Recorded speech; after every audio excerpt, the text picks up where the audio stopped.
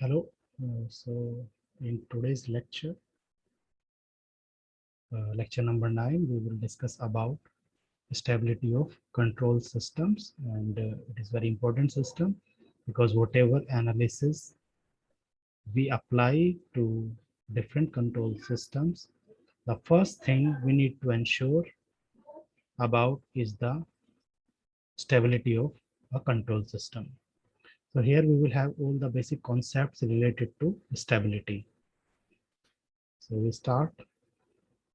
Yeah. So the most important characteristic of the dynamic behavior of a control system is absolute stability. That is whether the system is stable or not. Okay. This is the first step. In absolute term, if we can define whether the system is unstable or stable, if it is unstable, we will not proceed. First, we will make our system stable, then we will apply other analysis. So stability is somewhat related to equilibrium. A control system is in equilibrium if in the absence of any disturbance or input, the output stays in the same state. Okay. So if you are not applying any input to the system, the output will not be affected. Okay. So it will stay in the equilibrium. Now we define stability in terms of equilibrium. A linear time invariant control system. Okay, we apply this concept to LTI systems because for nonlinear systems, these concepts will not be applied, which we are discussing now. Okay, so for a linear system, it is stable if the output eventually comes back to its equilibrium state. When the system is subjected to an initial condition, okay, means you have some system here. This is the equilibrium state of the system. This is the time axis, and this is the output of the system, say y axis. Okay, this is the equilibrium of the output, equilibrium line of the output. Okay, and when you apply some input to the system or initial condition to the system will eventually returns to its equilibrium position. Then we can say system is stable. So as we know, this is the important characteristic of dynamic behavior of a control system. That is, the system must be stable. There are two types of stability. One is absolute, which I already discussed in the previous slide, and the relative stability. Absolute, it is a qualitative analysis of stability. Means we are not concerned with the parameter values.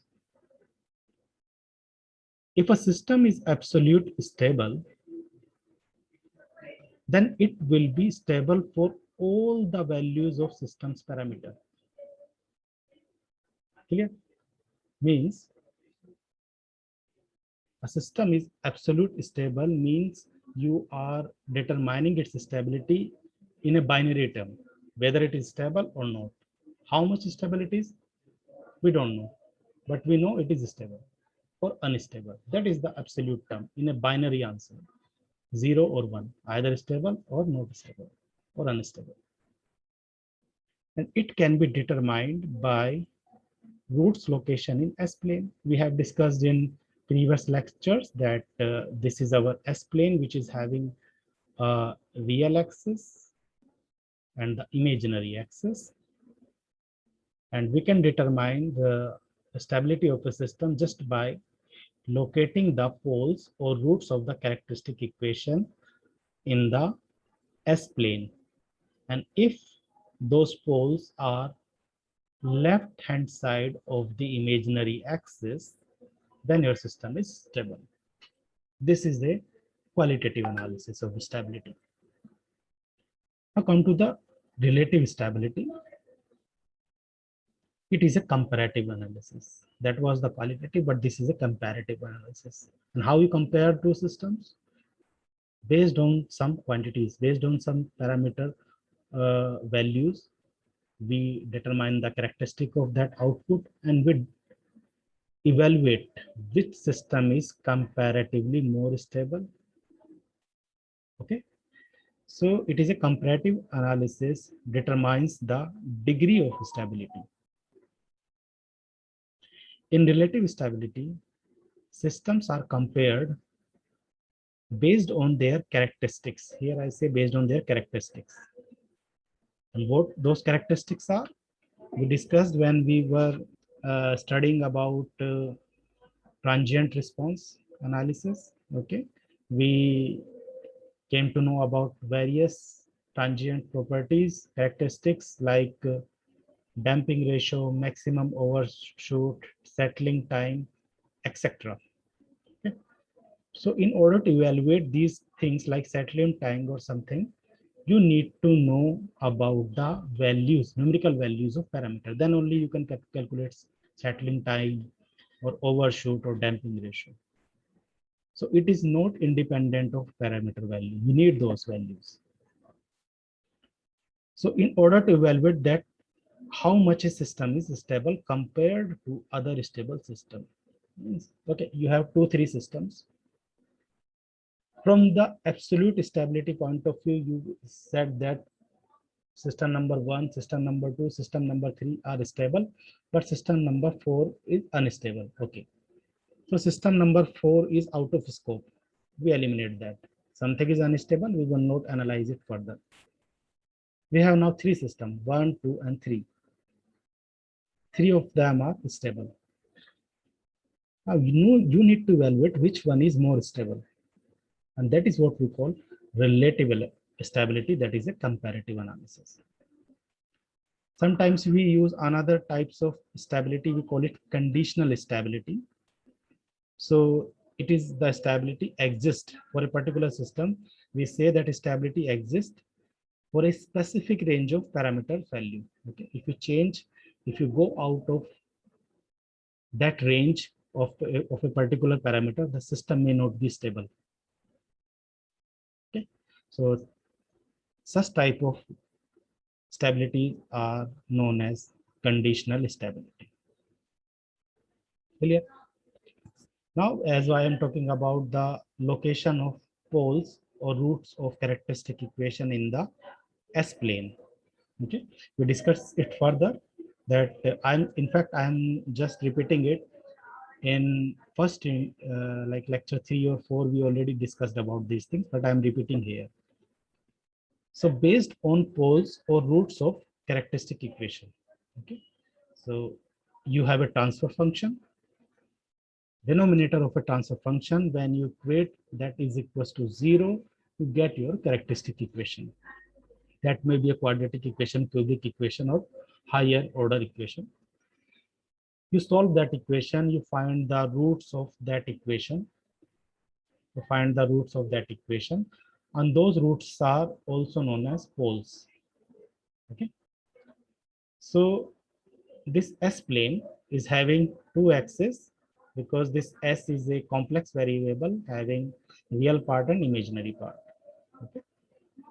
Real part and imaginary part. So one axis is your real axis, and your another axis is a imaginary axis, j omega. Clear? So once you calculate these roots of this characteristic equation, if all the roots of the characteristic equation, okay, this is my origin, all the roots of the characteristic equation have negative real part. Okay. So this is my real axis, this is positive real axis, this is negative real axis. So if this if the roots have positive negative real part, then we can say system is stable. Okay, any root when it is negative real part, having negative real part, so of course it will be located on the left of imaginary axis, isn't it? So the system in that case will be stable. So here you can see this is the first condition. All the roots are located on the left side of the imaginary axis, and also you can say that roots or poles have negative real part. This is the negative axis. Okay. Second condition, at least one root has positive real part. There may be many roots. If it is a quadratic equation, you will be having two roots. Cubic equation, three roots. Higher order equation, you will be having higher number of roots. For example, if the system is having these six roots, okay, this, this, this. Out of this six root, if any one of the root has positive real part, that will lead to instability in the system. Clear? So here, if you look, if there are some roots which are on the, like this root and this root and this root, these are on the right of the imaginary axis, so you can say the system is unstable. Here, third condition says that non-repeated root on imaginary axis or at origin, we call such system as marginally stable. Means they are just on the edge. They may be stable, they may not be stable. Such system are called marginally stable. And as I said, that root should be non-repeated. Like if you have some complex conjugate, so one root will be this plus j omega minus j omega, okay, or maybe one root is at origin, okay. If it is root is 0, then it will be at origin. So there is no repetition of root, so we call such system marginally stable. Another condition, if we have repeated roots on the imaginary axis or at the origin, then again system will be unstable. For example, you have two roots at the origin, so it is repeating two roots, or two roots on the imaginary axis at the same point, okay, same value of the two roots, so it is again unstable system. So these are conditions for stability of the system, and it is important to note that stability decreases as a root approaches to origin. Okay, for example, this, if I am having one root of the system, only one root in the system, and that is located here. So at this point, of course, it is a stable system. The moment it moves towards the origin, its stability decreases. Okay, and once it crosses this imaginary axis, it becomes unstable. Dominant poles are, there is another term used for the poles called dominant pole, are close to origin on S-plane. The pole which is close to, if you have these two poles, which is dominant pole, this pole will be dominant because it is closer to origin. Okay. Both are left side of the imaginary axis, the system is stable. Okay, system is stable, but the pole which is closer to origin is dominant pole. So based on that, I again want to discuss about the relative stability, because in previous slide I talked about two types of stability, absolute and relative. Now we know about the concept of this location of poles on S-plane. So based on that, we again discuss relative stability. So as I told that it is the degree of stability. The system whose poles are on left side of the imaginary axis is stable. That system is stable for sure. Moreover, the system whose poles are farthest from the imaginary axis is the most stable system compared to the other system. and it is called relative stability. So if you have two systems, say S1, so pole of first system is S1, okay, and pole for the second system is S2. I have this root or pole is representing system 1. This pole or root is representing system 2. So system 1 will be more stable, or system 2 will be more stable. As I told you, the moment we move towards the origin, stability decreases. Okay, since S2 is far from the imaginary axis, thus transient response for the S2 will decay faster compared to S1. Thus the system S2 will be relatively more stable than S1. So this will be more stable because it is far from origin, and its response, okay, its response will get settled. Okay, its tangent response will decay faster. Okay, whatever is the tangent response for S2, it will decay faster like this. Okay, but for S1, since it is closer to origin, it will have more settling time because it will be having more oscillations. So its settling time will be more like this. Settling time for this S2 will be like this, and for S1 will be like this. This is the settling time for S1. This is the settling time for S2. So S2 is this is the settling time for S1. So S2 will take less time to get settled because there is less oscillations because it is far from the origin. So less settling time will lead to more stability to system. So it is a relative analysis. Okay, so we call it relative stability. Another way of representing stability is two different terms like BIBO and asymptotic stability. LTI system, linear time invariant. Okay, of course we are talking about linear systems only, because for nonlinear system stability it is difficult to evaluate. Okay, so a linear time invariant system is stable if the following two conditions are met. First, the system should be BIBO stable, and second, the system should be asymptotically stable. BIBO, BIBO means bounded input, bounded output. The system's output approaches to a bounded value, for a given bounded input. The system is bounded input, bounded output is stable.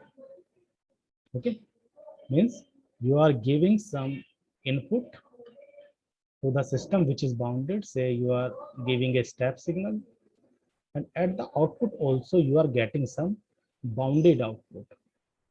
Okay, you are getting some bounded output. Okay, so such systems are known as BIBO stable. Another is asymptotically stable. In absence of input, okay, you are not applying any input to the system, no input to the system. Output tends to be zero, irrespective of initial condition. Okay, means your system is not starting, for example, initial condition is zero, your system will start from zero. Okay, and it will get settled to the equilibrium state. Even irrespective of initial condition, if you are giving some initial condition, it doesn't start from zero. For example, it starts from the 10 something here, but if the system is stable, eventually after some time it will set to the zero value. Okay, zero or equilibrium value. So in absence of input, output tends to be zero irrespective of initial condition. The system is asymptotically stable. So you can ask, what is this bounded value, bounded input or bounded output?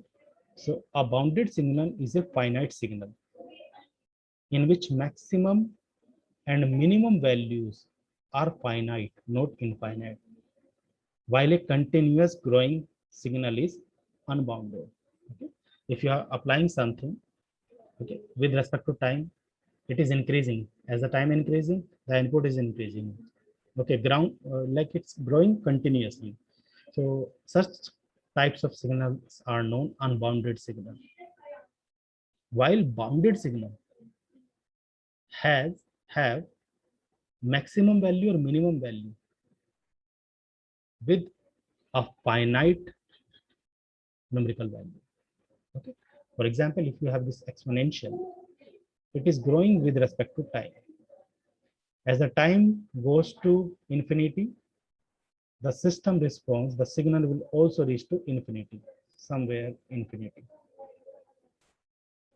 We look at the ramp signal. As you know, time increases, ramp also increases. So these are unbounded signal. Bounded signal, which are having some finite. If I look at the maxima of this signal, it is some finite value, say amplitude A. If I look at the minima of this signal, it is some finite value, say minus A. So such kind of signals are known as bounded signal. Like this signal, it is having some upper maxima, say for example A, and with respect to time, it is decaying and met to the zero, settled to the zero. Similarly, step signal, its minima is zero, its minima is zero, finite value, and maxima also some amplitude. Okay, that is also finite value. So this is also a bounded signal.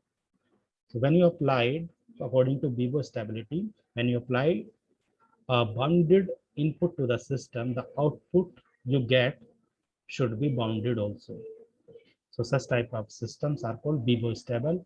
And asymptotically stable, you are not applying any input, but irrespective of any initial condition, the system's output will tend to be zero. Clear? So based on that, we can define a stable system. A system is called stable if its output approaches to a bounded value for a given bounded input. You applied bounded input, you get bounded output. So this is a stable system or Bibo stability. So oscillation decay with time. Okay. So you apply, so will the output will get settled to the equilibrium value as the time approaches to infinity. So one day it will be get settled to equilibrium value. So it is a stable system. Unstable system, the system is called unstable if its output approaches to infinite or unbounded for a given bounded input. You apply bounded input, but you do not get bounded input, you get unbounded output.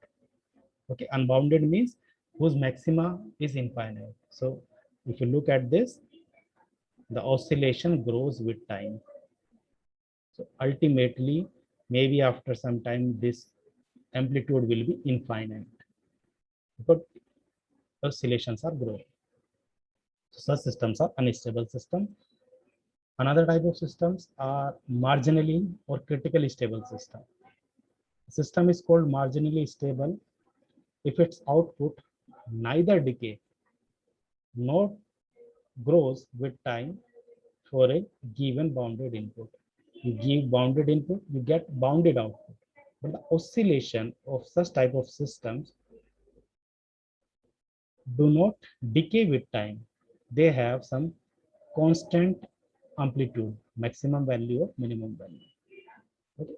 So oscillation continues with time with constant amplitude. So systems are called marginally or critically stable system. In case to a system you apply some unbounded input, then the output will also be unbounded for sure. And then we cannot predict about stability. We cannot say anything actually, whether it is stable or unstable, we don't know. Okay, so always to check stability, we apply bounded input. So methods for stability check. Again, the stability of a system can be determined by calculating the roots of the characteristic equation we discussed in the previous slides. So if there are unknown parameters in the characteristic equation, or the equation is difficult to solve, then we cannot determine stability by solving that equation. The solution of characteristic equation may not be easy. In that case, to determine stability, we have the following method. First one is Routs-Hurwitz criteria. In this criteria, we determine stability without solving the characteristic equation. In this method, it can be determined that how many roots are on left and right of the imaginary axis without solving the characteristic equation. That is called Routs-Hurwitz criteria. We will discuss in the next lecture. And there is another technique, root locus technique. It is a graphical method to draw trajectory of the roots which determine the stability. Okay, this is a graphical method we will discuss in further lectures. Similarly, we have Bode plot, polar plot, Nyquist stability criteria, and these three are basically frequency response methods, and the stability can be determined graphically also.